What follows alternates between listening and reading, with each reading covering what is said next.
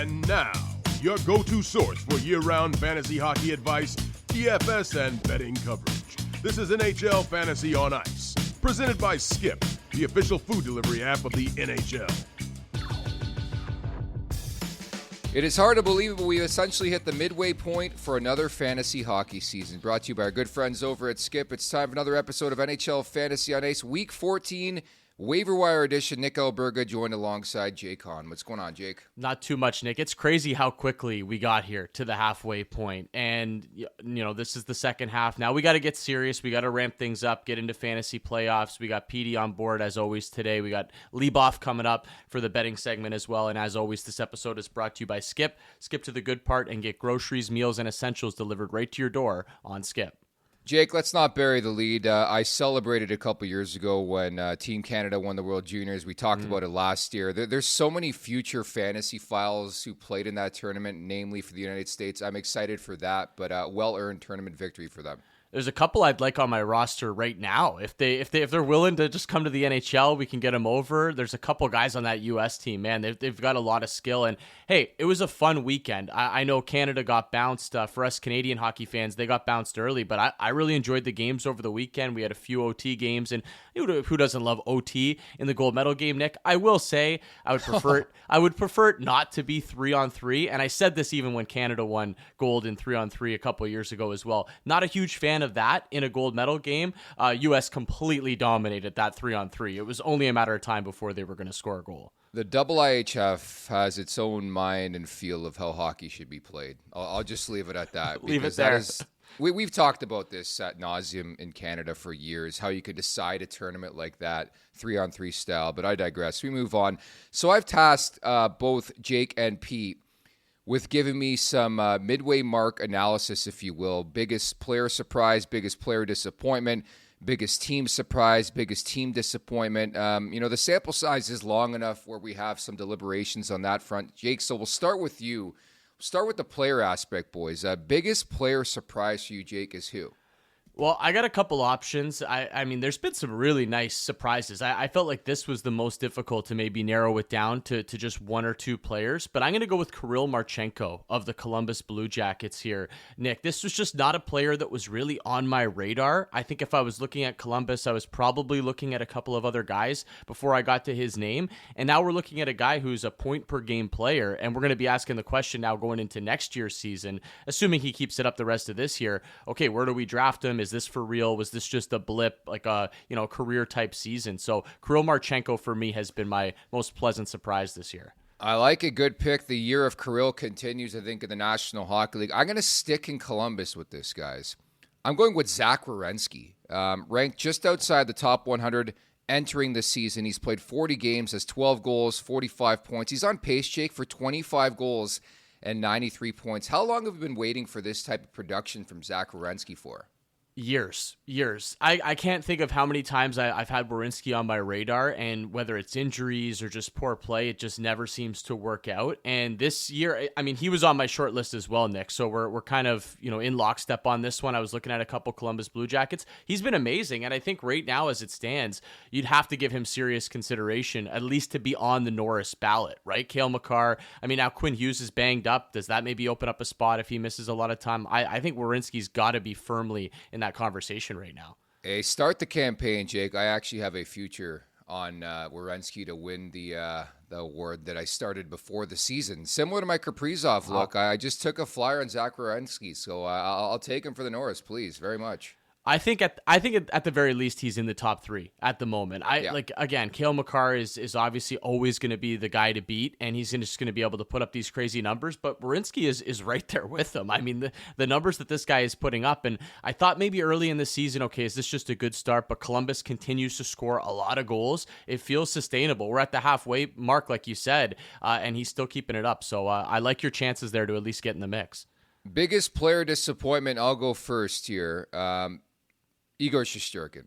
I'm sorry. I could bomb the entire New York Rangers team, which I'm sure at some point in this conversation we will, but I'm going to go with Shesterkin.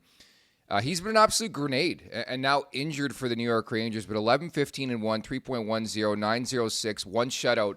For a guy who was a top 3 fantasy goalie entering this season, he has been awful, Jake, so that's my pick. Yeah, well, and if you took him, you maybe had the option to probably go with a Hellebuck in that range as well, and you're probably thinking, oh boy, I should have went with Hellebuck, and if I was going to take a goaltender early, there was other options that would be suiting me better right now, and I think you're just hoping and praying that he comes back from this, and he's the old Igor Shesterkin, but that's a hope and a pray at this point, and the Rangers haven't looked themselves. I was almost going to go with Artemi Panarin here, just because he was a first-round player, and it's been a little disappointing, but I actually went with Roman Josi, Nick, as my biggest disappointment this year. Looking at the file, and it's just not what we've come to expect from Josi. I know the players in front of him probably deserve to shoulder some of this blame as well, but only 25 points in 36 games, and get this, a -22. If you're playing with plus-minus, a -22 for Roman Josi, we have never seen anything like that from him in the plus-minus category. Oh, he's been the North Pole. I think in general, like I was really looking at that team. I was looking at Josi for this sort of pick too.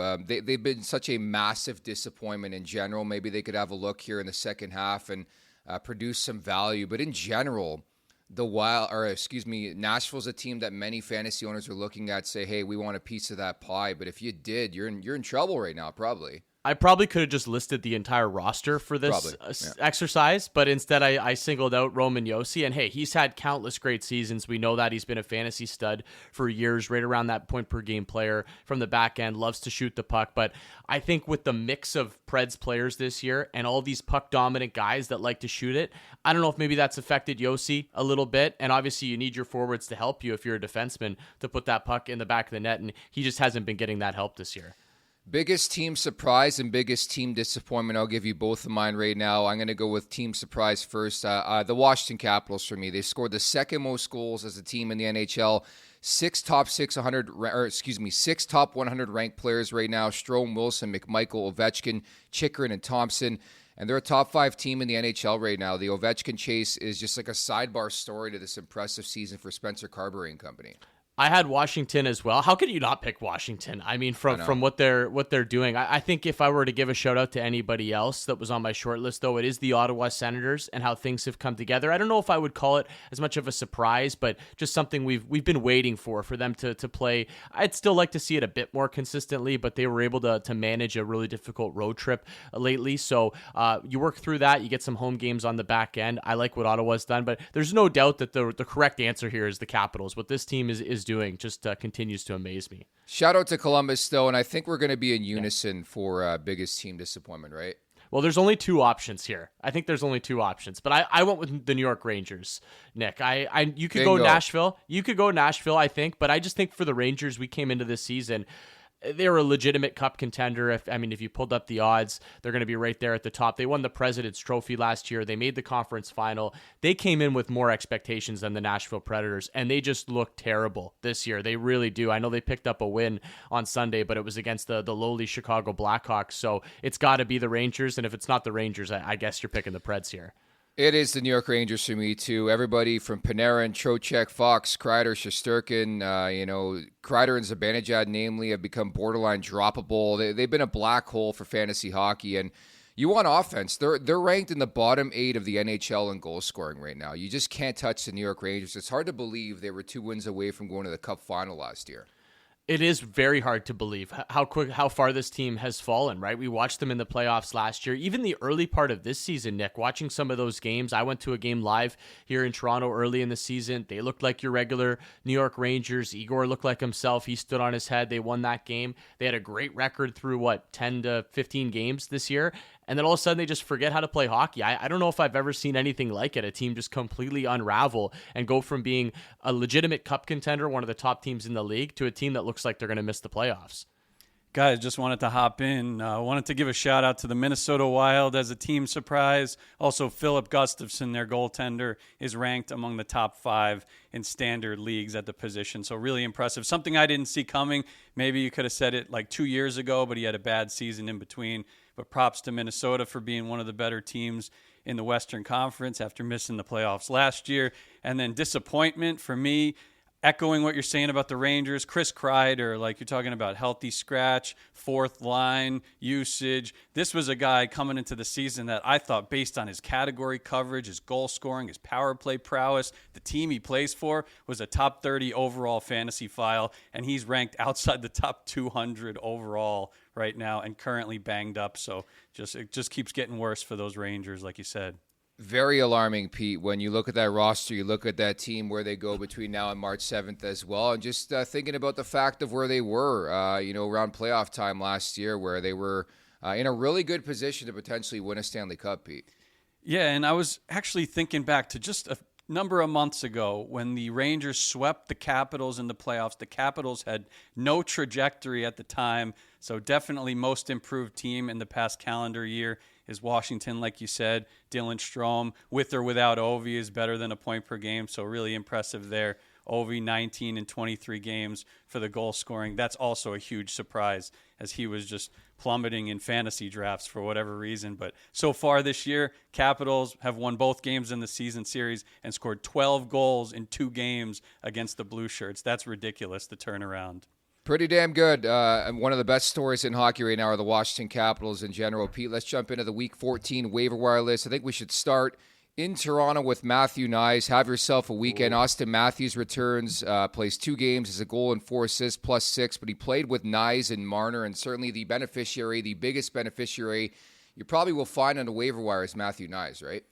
Guys, what a difference, right? What a remedy for Matthew Knies coming back and being in a dry spell. We were about to drop him out of the top 200 rankings last week, but then Matthews came back, and then things have transformed in the right direction with 6 points in 2 games, including a 5-point game. He's an edge stats standout for sure, scoring from many different areas, and high danger goals have been his thing, and even strength goals. High danger shots is 95th percentile, high danger goals 96th percentile. He's got 11 of those, so it's just going to keep getting better. And I just keep thinking back to when they hired Craig Berube, the combination of Stolars and a healthy Matthews, and when they get to the postseason with that goalie tandem, things could be a little bit different this year. But for now, just ride this wave of fantasy relevance for the Maple Leafs now that they're getting healthy. Pete, we've been giving the Jackets a lot of love on this episode so far. Zach Werenski, Kirill Marchenko. Why stop there? You've got another Jacket on your waiver wire list this week. Right, Dmitry Voronkov, and we had him on the list a couple weeks ago as well, and he's just thriving in a top 6 role. So much offense coming from that group in Columbus this season, and Voronkov just one of those guys building off what he started in his rookie season, taking on an even bigger role there. And I just think the Columbus Blue Jackets, they may not be contending for the playoffs right now. I know maybe Montreal's a little ahead of them, but that last spot in the East is up for grabs. Linus Ullmark is out week to week. Not many people expected Columbus to be anywhere near the postseason picture, so major props to them for everything they've been through. Very unrelated note, the Buffalo Sabres, they still stink. They're not going to make the playoffs. But Jason Zucker, 7 goals in the past 6 games. He's on fire, and that was pretty much their only addition last summer, and it's paid off.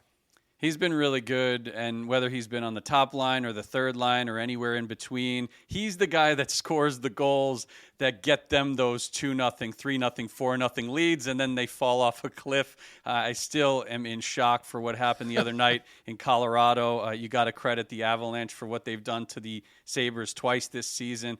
But, man, yeah, hopefully your league doesn't count plus-minus, and hopefully you could just reap the benefits of those first and second period goals that Jason Zucker is scoring for Buffalo. One guy that I see on your list this week, Pete, that I think has completely flown under the radar in some circles this year is Marco Rossi. I don't think he's getting enough credit for what has happened in Minnesota, especially with some of the injuries around him. But ownership on Rossi still extremely low, right? He's another high-danger specialist with 37 high-danger shots and 11 high-danger goals. So I just think that what he's done, whether Kaprizov has been his line mate or not, now Kaprizov's banged up, he's still keeping it going. I just remember his first couple years in the league, trying to get up to full strength, wasn't shooting the puck that much. Now it's changed a little bit. He's become a standalone force for the Minnesota Wild and one of their best young players moving forward. That team has changed its trajectory with the flip of a coin compared to last year, and I'm just impressed by what Rossi's building here as a former first-round pick. Pete, surprise, surprise, Thatcher Demko a bit dinged up once again for the Vancouver Canucks. Linus Ullmark, they're saying 2 to 4 weeks. So naturally, fantasy owners are looking for some help in between the pipes. Got 3 names on this week's list: Jonathan Quick, Yaroslav Askarov, and Jakub Dobeš, the backup for the Montreal Canadiens. I mentioned Montreal's playing well, so Dobeš has to be taken seriously. It's only been 2 games, but he's stopping all the mid-range shots he's faced so far, and well above expectations and stuff like that. I know Montembeault has been great as a workhorse this year, but they're probably going to need some other guys to step it up over time because they're a pretty top-heavy team, even offensively and on defense with Lane Hudson. So, yeah, maybe this guy could be an X factor and just be a 1-2 punch for Montreal in net if they are going to make the playoffs. I also wanted to mention, if Montreal were to make the playoffs, guys, would you consider Marty St. Louis anywhere in the Jack Adams conversation? It's something that came to mind when I was doing my top 5s in each category. I actually slotted him in at 5th for the Jack Adams because of what he's done against expectations for Montreal this year. I think if they were to make a legitimate push, Pete, top 5 would be fair. I just feel like Spencer Carberry probably has it locked up at this point, although there are a couple of other good candidates. So top 5 would be kind of where it ends for me. I did want to get into some of the defensemen that you have on your list. One in particular, Jackson Lacombe of the Anaheim Ducks. I've had a tricky time figuring out this blue line in Anaheim. Who's going to be the young guy to kind of take the reins and step up? But you seem to like what Lacombe's doing right now. Right, goals in 2 straights. He's getting, power play 1 usage most nights for Anaheim. And then also Cam Fowler's doing really well on the other side of that trade with him going to St. Louis. Big showing with the power play goal in the Winter Classic. He's had points all throughout his past, 7-8 games and a lot of category coverage to boot. So it's one of those situations where, I remember when we were breaking down the trade, we were saying, Fowler's ice time is good, but he's not contributing. Now it's starting to see the ripple effect of that trade and just a better supporting cast around him. And then Lacombe's getting bumped up as a result of Fowler being out.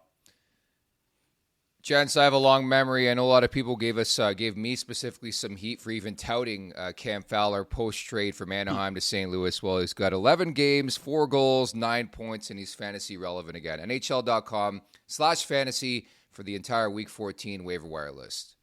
It is now time for On the Money, brought to you by Bet365. It's never ordinary at Bet365. Must be 19 or older, Ontario only. Please play responsibly. If you or someone you know has concerns about gambling, visit connectsontario.ca as we bring in NHL handicapper extraordinaire. It is Michael Leboff. Happy New Year, buddy. What's going on? Yeah, Happy New Year. Not too much. I'm pretty excited to start getting into the second half of the season here. I think the playoff races are about to percolate a little bit, so there's some good stuff we can get into.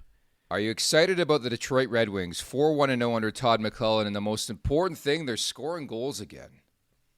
Yeah, I think that they're an interesting case, right? I don't think that this is going to be a sustainable run. We've seen this team go on these little, spurts, and then they end up kind of coming back down to earth. But if it's one thing, if it shows us one thing, it is that the new coach bounce in the NHL is a real thing, and it's just something to pay attention to. I do think that the books are keen on or in tune with it, and know that people will kind of circle spots like the runs that the Red Wings have gone on. But yes, probably time to pull the plug on that one. I don't know if there's going to be too much value on Detroit going forward. But yeah, full credit to them, and it just shows you that what one good 10-day stretch can do in the Eastern Conference right now. It gets you right back into the playoff race. What about the Montreal Canadiens? Speaking of getting back into the playoff race, Leboff, an excellent road trip for them, winning in some really tough environments. Monday night, kind of a tricky spot, right? You return home after that road trip. Never a spot we love to back teams, but we are getting the Habs as a home dog on Monday. Vancouver coming over from the West Coast, extra day of rest. This one's a tricky one for me, but it's hard not to just take the Habs right now the way they're playing. Yeah, and I think the difference between Montreal and Detroit, right? This is a good example to bring up. Is you know that Montreal had a higher ceiling than what they showed in the beginning of the season, right? We knew that players should improve if they started to get better goaltending, especially from that number 2 spot. They should get better. And like defensive work, you can kind of tidy things up defensively as the season goes on. It's a little bit harder to magic up goals and just be like, we need to score more. We got to find a way to score more. So I am a little bit more of a believer in Montreal, and I do think that getting the Canucks right now, or going against the Canucks right now as a home dog, is not the worst spot considering what we've seen out of Vancouver this season. Though who knows? They're a team that is so difficult to get a read on. But I would much rather play Montreal than lay it with Vancouver on the road, considering also the media market they're going to be going into. It's going to be a bit of a distraction there. Last I checked, the 5.5 number was getting pretty juiced, but I like the over in that game. For the past 5 meetings, Montreal, Vancouver have hit the over. I also am looking at New Jersey to beat Seattle. I know they're the heavy favorite in that game, but 5-0-2 all time against the Seattle Kraken. What are a couple other things you're looking at the next couple days? I do think that there's a couple teams I do have circled. The Canadiens are one that are definitely at the top of my list. I do like what I'm seeing out of the St. Louis Blues lately, and I do think that they're a team to pay attention to in the Western Conference. They have a good spot against or we should get them in a good number, I should say, against the Wild on Tuesday night. And man, the Wild are just banged up right now, and I also think they were probably playing a little bit out of their skull through the first 25 games, so a team that I don't really have an issue going against, considering the prices are always going to be a little bit inflated. So I'll be on the Blues in that one. I do want to play the Flyers in that kind of return the favor against the Leafs. I think the Leafs are going to be pretty overvalued over this next little stretch because they're winning games. They're just not doing it convincingly, and I think that's been the case with this team for a little bit now. Like there was a stretch of hockey that was really impressive out of Toronto in November, but those days seem to be gone, and they really survived a lot on goaltending and getting timely goals, and they can of course beat you just on talent alone any night, and they certainly have more talent than Philadelphia, but they're definitely a team to watch. And in the bigger picture, I want to get your guys' thoughts, man. This Tampa Bay Lightning team is really interesting to me, just really, really interesting, because it's not like they changed their DNA at all. Like they went from being top heavy to being top heavy again, but they've done it with just obviously bringing in Gensel instead of Stamkos, bringing back Ryan McDonough to kind of just eat up a bunch of minutes on the back end, which they needed desperately last year. And I actually think the ceiling is really high for a huge second half from Tampa. I think they could be better than they were in the first. I'm with you on Tampa. They, to me, are probably the third best team in the Atlantic right now. I would rate them ahead of the Boston Bruins based on what I've seen so far this year. So I'd put them right behind Toronto and Florida. And if they got into a series with one of those teams, I'd give them a very legitimate shot with that high-end talent to get things done. On Monday, guys, I'm looking at the Washington Capitals. When in doubt, just fade the Buffalo Sabres. That's, it's tried and true. So Washington puck line. And there's a great thing Bet365 offers is the live goal scoring prop. I think it's something to keep an eye on. If you're watching a Capitals game in the third period and they're up by 1 or maybe 2 goals, go look at Alex Ovechkin live for an anytime goal. We know he loves those empty nets. I did it on Saturday. He didn't even need the empty net. He scored instantly right off the faceoff and pots that thing in. So something to keep an eye on, Nick, if you're playing that market, the anytime goal for Ovi live in the third period. I think it's something to keep an eye on. I love that. And Leboff, we were just talking about it in general from a betting point of view. The Capitals have been so fun this year. Yeah, they have, and finally, it took a long time for the betting market to catch up on how good this team. I mean, it took all of us a long time. I think everyone just expected, when you see that -38 goal difference last year, and they still make the playoffs, everyone's like, oh, here comes the regression, and it just never came because they did such a good job plugging holes in the middle of the lineup, and it kind of is a good message to people, I think, in just the hockey media, like that Pierre-Luc Dubois trade was panned across the board, and it's going to end up being a win-win for both teams, as Kemper's been pretty good for LA. Another team that I think actually is pretty interesting, just in a big picture point of view. So yeah, Washington's interesting. Obviously, you see Spencer Carberry's a pretty prohibitive odds-on favorite to win the Jack Adams. So tip your cap to him. The one award that I do think I want to talk about, and it's a little bit down the board here, is the Selke. I see that Barkov is he's basically the same odds as Carberry. He's like -280 or something. There's one guy who's floating around at 40-1 who I think is going to catch some attention and might get a nomination, and then who knows? And that's Anze Kopitar, especially if towards the end of the season there's murmurs of a maybe potential retirement. So he's just someone I want to keep in people to keep in mind. It's 40-1 at Bet365 on Kopitar to win that Selke, and obviously he's someone who coming into the year always has that reputation. I like that. I like the Kopitar play a lot, actually. 40-1 too for a guy that's been in the mix for this award. And I mean, LA's playing some great hockey, some good defensive hockey. I was going to ask you about another award, the big one, the Hart Trophy, Leboff. I know Alberga's sitting over there resting on his Kirill Kaprizov ticket that looks pretty nice, assuming health the rest of the way. He's very much in this conversation. I think if you haven't bet it yet, one number that does kind of jump out to me is Leon Draisaitl around 10-1. I know McDavid tends to cancel him out, but he's having a monster season right now. So I got my eye on Draisaitl. Is there anyone that jumps out to you in that race right now, Leboff? Just remind yourself, there's still 41 games left, right? Like for most teams. So there's potential here for someone to maybe make a move. Obviously, the list is going to be pretty short. There's a few guys who I think could be interesting.